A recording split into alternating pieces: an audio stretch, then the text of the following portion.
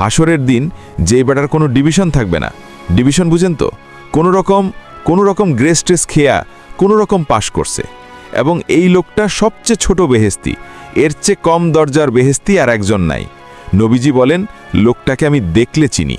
আল্লাহু আকবার! সবচেয়ে শেষ বেহেস্তি, সর্বশেষ বেহেস্তি।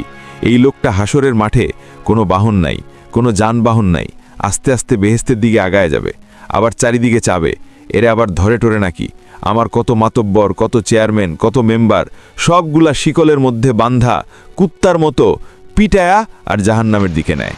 আমার কি গ্যারান্টি আছে জানি আবার ধরে টরে নাকি? ডরে ইচ্ছা হোক।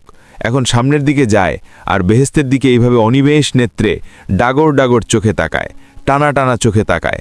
আল্লাহ আরশে আজিম থেকে জিজ্ঞেস করবেন, কিরে সবচেয়ে ছোট বেহেস্তি, তোর চেয়ে কম দামা বেহেস্ত আর নাই, তোর চেয়ে ছোট বেহেস্ত আর কারো নাই, তুই কি চাস? তোরে যখন জাহান্নাম থেকে বাঁচাইছি এক্কেবারে কম নম্বরে পাশ তো করছত, তোরে সবচেয়ে ছোট বেহেস্তটা দেব?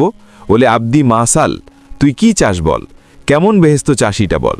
তুই যা বলবি আমি আল্লাহ তা করব, তুই যা চাইবি আমি আল্লাহ তোকে তাই দেব। আল্লাহু আকবার! ভাই, এই কদম আলীরে যদি এদ্দুর দেয়, কদম আলীর আগে যারা ডিভিশন পাইছে, যারা বিভিন্ন রকমের স্তর পাইছে, তাদেরকে কি দিছে? আল্লাহু আকবার! তখন সে বেহেস্তের সামনে যাবে, যাওয়ার পরে আল্লাহ বলবেন, কিরে বড় বড় চোখ দিয়া বেহেস্তের দিকে দেখস, কিছু বলতে চাস নাকি?